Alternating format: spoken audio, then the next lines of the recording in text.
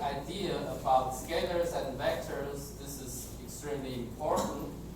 So you need to distinguish what is scalars, what is vector. This is the basic concept. And then once you know their difference, then we show how to do the vector addition. So and then with vector addition, you can also know how to do addition of multiple vectors. So these are actually quite basic, and then the subtraction is just minus sign. I think these are just very, very basic. And basically the whole thing I showed in chapter 2, I think they are quite basic. There are nothing very challenging, I would say. Sorry, I need a pen so that I can mark. Okay. Okay, so I think these I actually don't really need to. So this I didn't show, right? This is yeah. So then maybe yeah, you have to. So as I said, this whole chapter is quite basic, and there will be at least like 5 points or something coming from this basic chapter. But still, the whole spectrum, like chapter 2 to 8, of course, the important part is the later part. So here I actually don't feel like doing any marks here. So there will be only some basic questions like if C is a scalar, A vector is a vector, then is it equal to do C plus A? Something like that. Is it equal to do C times A? For example, yeah. So the first situation is not legal because you cannot sum a scalar and vector. For example, only these simple questions. Okay, and then if you ask me, is there anything like a bit challenging, then maybe using the what we learned from the dot product to show this law of cosines, and okay, maybe this is something a little bit challenging, so you can practice if you want. But like I said, this is really simple. And then showing the law of sines, okay, this is also possible using the cross product. So maybe these two. I put question mark only. So when I say something that definitely I will show, then I really encircle it, okay? All right, so this chapter is basically every basic concept you have to have. Okay. Now let's start talking about the physics part. So for the chapter 3, we define what is displacement, distance, velocity, acceleration, these things. These are also quite basic, so it's also hard to circle anything.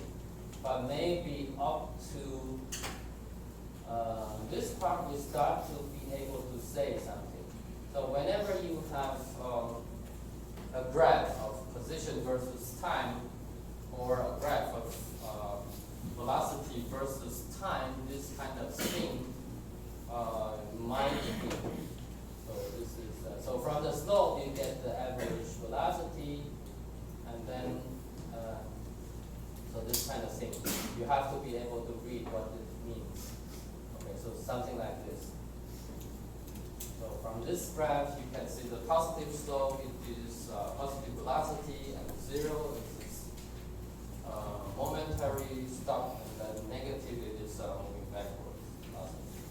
Okay, and when you have the acceleration, which is, this is also similarly, so now you have so this is velocity, the previous one is the position.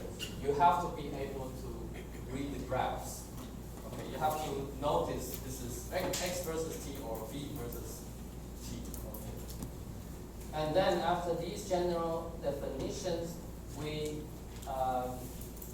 derived these equations. So whether you like the graphical way or the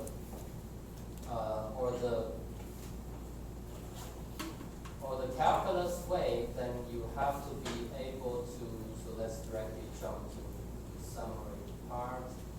So there are actually quite some a little bit complicated examples that I didn't show. But anyway, from the discussions we already derived these 1D equations of kinematics. So these you have to be able to write down.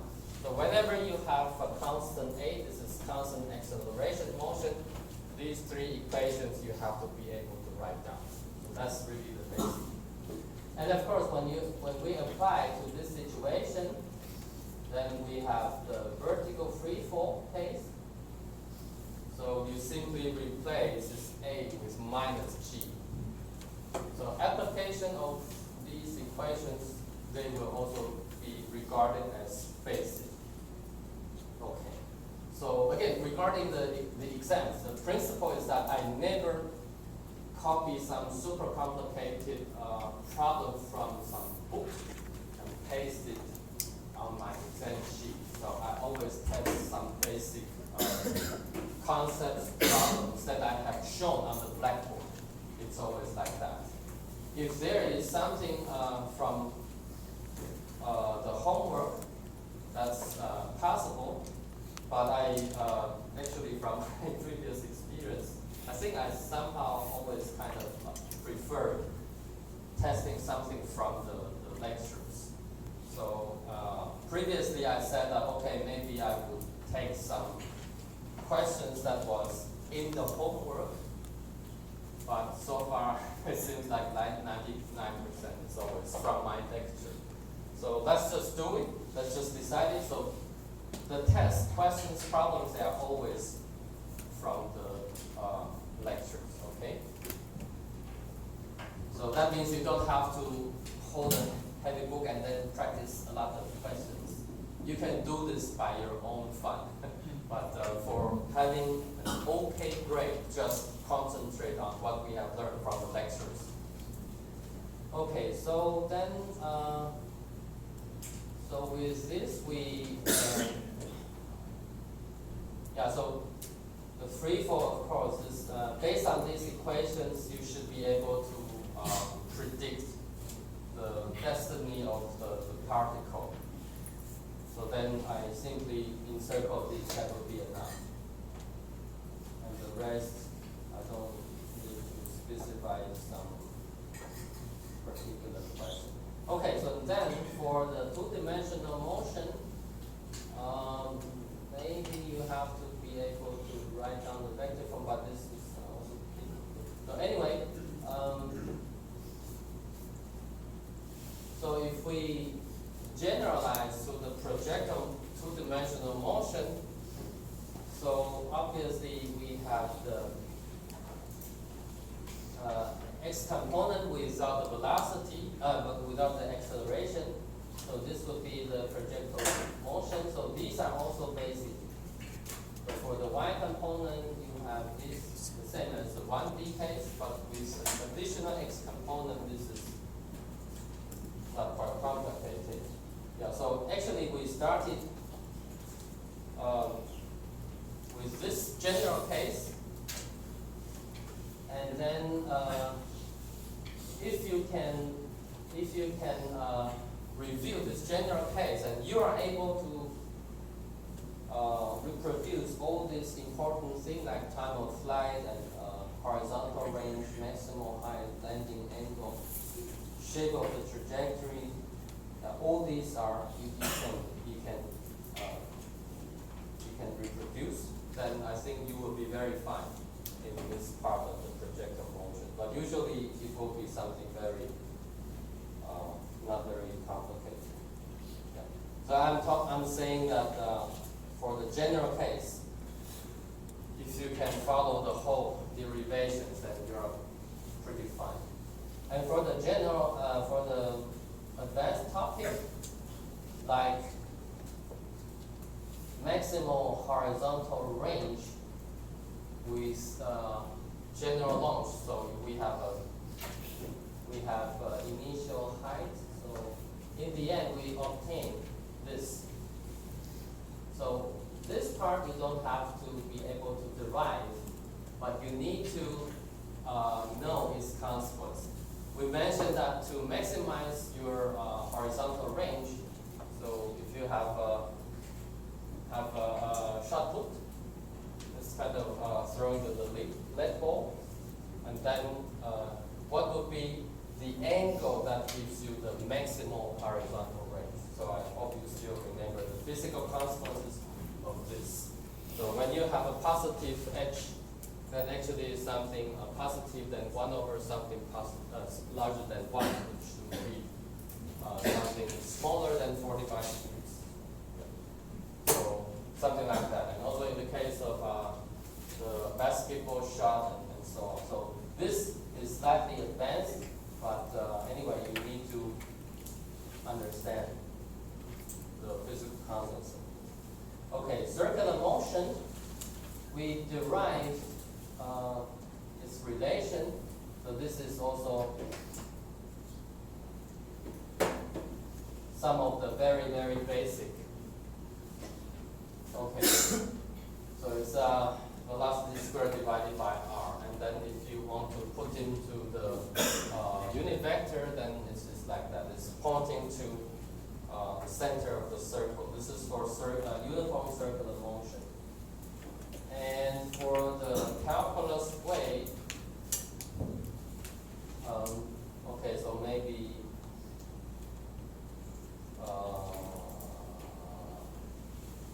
yeah, so maybe I put a question mark here. So yeah, so making use of the sine squared plus cosine squared equal to 1. This is actually, and also their property of differentiation. This is not very complicated, I would say. So whenever you are given this position vector, and then you can easily obtain the velocity and then easily get the acceleration, and then in the end it is really the same as this. So this derivation we mentioned and we showed. So yeah. But anyway, the circular motion is centrifugal acceleration. You have to no. Okay, non-uniform circular motion. So in principle, there is a tangential acceleration and the radial acceleration. Yeah. So this part actually, yeah, this is only for lecture. I think it's not that easy to put into the test without making it too complicated. If I remember correctly, I think I assigned some problem from the textbook is about the non-uniform.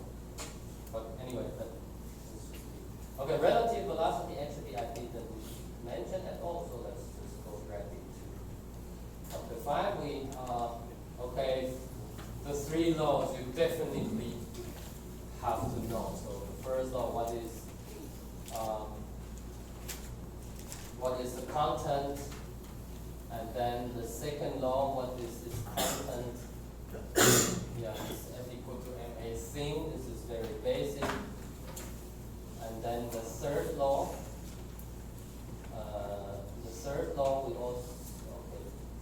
Yeah, third law. The content of these 3 laws you have to know. Okay. And then after learning the second law, actually we have mentioned quite some things. So okay, the relation between the inertia and mass, this I kind of mentioned. So if you would know what is inertia, what is mass, maybe it's good. So I just make a small mark here. Yeah. So yeah, for example, maybe I would say the inertia of a body is its tendency of resisting any change in its state of motion. This is correct, right? If it is correct, then you choose it. But if I say something like the inertia of a body is its preference of self-speaking, this is obviously crazy. Yeah. For example, then you don't choose it. This is just a very basic conceptual question. So we will have like 3 parts or 2 parts at least. The first part is multiple choice. So every question, you have 4 items, you choose the correct one. So you choose the correct one. We will have A, B, C, D, and then some question. And then if this one and this one is correct, but you choose like C, then you are definitely 0. So when you get completely correct, then you get 4 points, like 4. But okay, if you choose only B, then you make 1 mistake, then you have half. And if you make more mistakes, then it's just 0. Okay, they will explain again, and actually on the exam sheet, it will be explained as well. So we have to be a bit strict at this point because we don't want the luck to play a role. Otherwise, everybody is blind and then choose something, and this still gets some points, and this is completely meaningless. So for the we will have like 40 points for the multiple choice for conceptual questions, and the way it is would be something like this inertia. What is it? And I write some description, and you judge whether it is correct or not. Usually it's something obvious. I don't play with the words. Okay, then what is weight? So this is also something basic. So if I say, oh, weight is equivalent to mass, then this is incorrect, right? Because weight, by definition, is gravitational force. And also weight is force, and mass is scalar quantity, something like that. Okay, and then terminal speed. Actually, this is a very simple example. So we said that, okay, if we consider the air resistance, then at some point the resistance force, they will cancel the gravitational force such that it no longer speeds up, accelerates, and then we would expect something like this. So this is the terminal speed. And actually in some later chapters, then we even solve exactly this part. We really get this terminal speed curve. So whether this basic one or the mathematical one, so you at least have to know what is terminal speed. Okay, and then okay, so this is a very simple question. It's really too simple. So, but actually, simple is a good thing that we can put some basic questions. Yeah. So maybe this one I consider. I put a question mark, but no guarantee. Yeah. So if you have initial velocity and then you encounter some constant force and so on after. So here is like to test you with the vector form. So we know this f equal to ma, but usually without writing in the component form, and we can ask for this final velocity. Okay, and then we continue. So third law, what is action-reaction pair? You have to be able to judge. So this example we mentioned, so the mass is not moving because the force coming from the gravity is cancelled with the force exerted by the table. And then this force and this force, they are opposite to each other and equal in magnitude, but they are not action-reaction force. And you have to recall why, and then so something like this would be very basic. You have to know. Okay, so action reaction. Okay, here I already marked this third law, so I think. All right, and then these are the assumptions we will test, and then how to apply Newton's laws of motion. Okay, of course I won't test you with the strategy. This is nonsense. Okay, maybe some of the questions. Okay, if you can repeat this one, this is also nice. If you're able to repeat this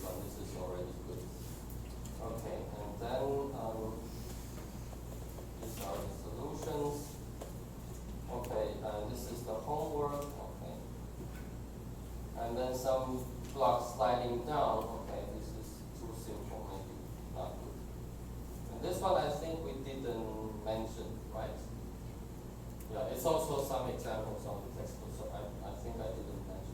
Okay, so then the gravity thing, general gravitation. So of course this you have to be able to write it down, of course. So this is for sure it will appear. Okay, and then point mass theorem you'd better also keep in mind. And later we will also mention this proof of the point mass theorem. Okay, and then the discussion about gravitational acceleration near the surface. Okay, weight versus mass. Okay, this I put the larger mark. Yeah, so this would be appropriate for designing some questions in the part A for multiple choice. So you have to, this I mentioned on lecture. Okay, and then apparent weight. Okay, this is something not so complicated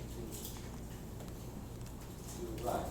Okay, so foot scale in an elevator. Okay, so here apparent weight, this part.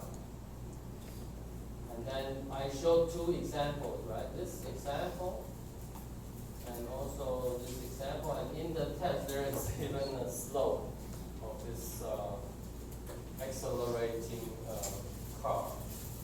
So I just put the small mark. These are appropriate options for making problems in the problem part. Okay, so this definitely I will test. So this is I just put some sketches in the item, and then you have to. So this is related to the Earth. Actually, whenever there is something related to the Earth, that's almost always something important. So later we will even show why there's a Coriolis force, this kind of thing. That would be also very important. Okay, the tide, I have shown you that this is the case. So the face facing to the moon and over the other side, it will be the high tide. And this is based on simply the sum of some vectors. Okay, anyway, this I already mentioned.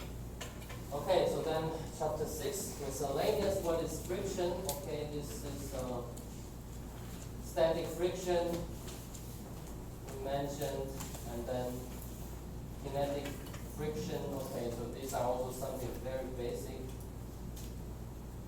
And then this diagram about, okay, this is fine. Okay, so then dynamics of the circular motion. Okay, together with the mass, and it will be called centripetal force. And then maybe what we can test. Okay, the definition of radian. This is too basic. I probably won't test. Okay, there is an example. I think I mentioned this one. Okay, it's also not very difficult to. We have a spinning turntable, and then there is a mass which is not sliding out, and what is the minimal coefficient of friction? Maybe that's also okay to test, because it makes use of the second law and also the idea of the static friction. This I mentioned. And also, it will be just simply this final symbolic result. I won't ask you to take into account some numbers. That's why you don't need the calculator. Okay, then satellite orbits. Okay, so this is not very difficult to derive, but this discussion is extremely important. So this is exactly the Kepler's third law of planetary motion. And yeah, so the square of the orbital period is proportional to the cube of the semi-major axis of this orbit. So this thing, it has some simple consequences. applications. So for example, how can you measure the mass of, for example, Jupiter by observing the period of its satellites and so on. So here I mentioned some remarks. I hope you have them on your note. Yeah. So this t squared proportional to r squared, the proportionality depends only on this capital M, which is the mass of the central body. And that also means that if you have a bunch of celestial bodies, they are orbiting with the same central body, then their proportionality constant would be the same. Yeah, like the Sun and Jupiter and Venus and so on. We are orbiting around the Sun, and that means proportionality constant is the same. Okay, then knowing R and T, then these remarks, we can use this way to deduce the mass of the central body. Okay, and then these would be kind of numbers required, so you can already guess that this is not easy to put into the test, right? But it might be also possible that I tell you some numbers, so some complicated number is equal to something, and then you will find when you derive up to some time that you see, oh, this you can, so that you still don't need a calculator. So anyway, the idea is that the test, you don't need a calculator. In general, no complicated numbers. And if there are some numbers a little complicated, I will also put it there. Okay, and then these are some, okay. This is the advanced topic. So when we have this dragging force proportional to V, okay, this is a bit complicated. So I won't ask you to solve the solution, but you have to be able to write down the second law of motion. So this is F equal to ma. Maybe asking for this is not too much, I would say.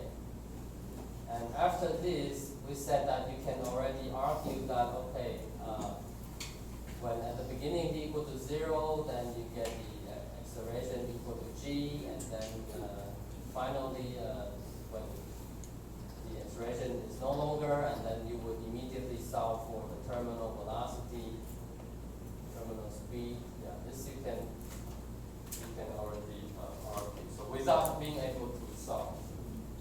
So the derivation is not the main thing. And then such kind of graphs, so maybe it's also easy to test. Okay. And even though, although the solving for the velocity is not the main thing, but it's also possible that I give you this and then ask you to find the acceleration. Then in this case, it won't be too over, I would say, because differentiation is in principle not so difficult. But for possible questions like this, it will be in some advanced part. So if you are those who want to prove themselves the best, then maybe these will be the questions. So I don't make any choice. Okay, the square term. This is just some even more advanced part. Okay, work and energy. Then what is the work? Okay, the basic definition is just the force-Stokes displacement. And if you have the general situation, your force is position dependent. Your path is something non-straight, and this is the general situation. And then, so maybe this, you have to know that, okay, the area, the it's just saying, so this is the force versus the x, then this is actually the work. And later we also have this force with the time, and that will be the income. So anyway, that's already then work energy theorem, okay, this is super important. So the work energy theorem, what is this? It's getting late, so maybe I just put the star mark here. You have to be able to know. Answer any questions regarding this work energy theorem. Okay, it's just saying this. Okay. And then general situation. Okay, power. Power, that is maybe it's just the very simple definition. Okay, so power maybe I also underline a bit. And what is the units? Okay, unit, all the important units I didn't mention. So all the important the SI units you have to know. So length for meter, time second, and then force. There is a new thing called Newton. Yeah, this kind of thing. And then energy is a joule, and then it's, power is joule per second. This is minus 1. Okay, these are the. And then we also mentioned another unit, which is the horsepower. So this I made a joke here, so I hope you still remember. Okay, what is the unit for the power? Okay. And then the final chapter, potential energy. So actually we can directly jump to the important part. So this is actually the definition of conservative force. Whenever you can find the potential energy function and do this and that, and then you get the force, and this force is conservative. So this you have to remember. And this three-dimensional form, I will not put it in this first test. So I will always say this one-dimensional notation makes it easy. Okay, and here this is super simple. So these three important examples, okay, gravity near the Earth, and then elastic force in the spring, and then general gravitational force, you have to be able to write down. So given the force form, you have to write down the potential energy form.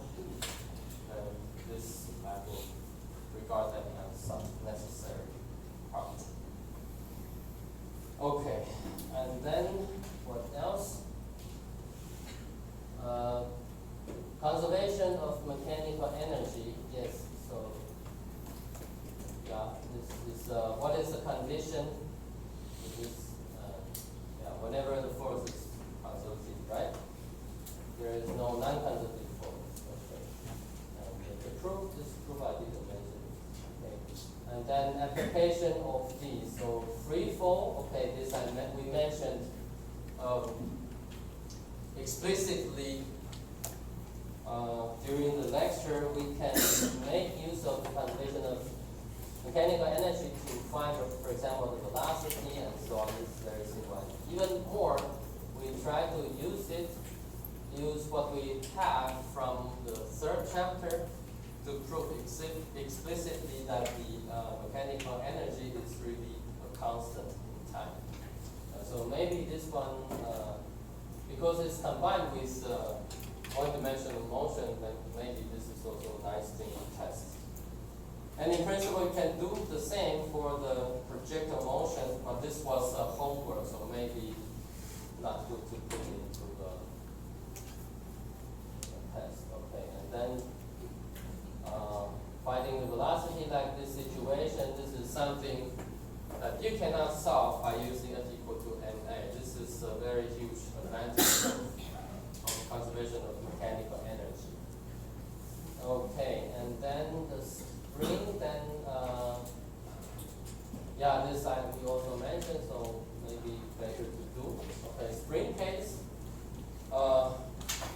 We also showed explicitly the mechanical energy conserves, but that would be a little bit advanced. So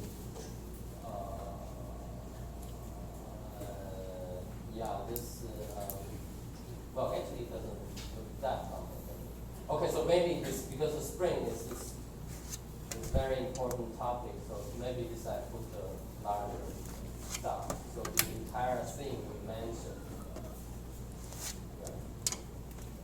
the entire thing, this part, up to here, this part. So if you are taking note, then I think you have them all. Okay. And then the spring on the friction, so this side we didn't mention yet, and just jump over. And then the pendulum, okay, maybe let's just, okay, this is the answer, some homework. I don't know if you did it. Okay, so pendulum, all right, let's make it simpler. Pendulum, let's just forget about it. We reduce the range of the test a bit. Okay, and finally, if there is non-conservative force, then actually there will be a non-conservative work, and then this is what we get. So when we have non-conservative force, we consider this hand thing. I don't know, but that's not very complicated anyway. So this you can also keep in mind when we have a non-conservative force. Okay, and then energy diagram. So this thing you have to know. Yeah. So given the potential energy function, actually we can tell about, okay, this is negative slope, and then that means it's positive force, and this is positive slope, that means it's negative force. And then here you have the bound state, and here is not bound state. And here you don't have state because your kinetic energy has to be positive. Something like that. So this diagram, I think, is also important. Okay, and then final thing is about the gravitation. Okay, so here you already can, and then finding the escape speed, this is not very difficult to derive, I would say. Yeah, and then proving the point mass theorem, sure, we don't test it, all right? So I think that's already the end of this chapter. Okay, those I mentioned with the mark, and then they are likely to appear in the test. And those not, for example, the book, the homework problems in the book, you don't have to spend time practice solving them. Okay, that would be a okay, any more questions before we proceed? Yes. Sir, do you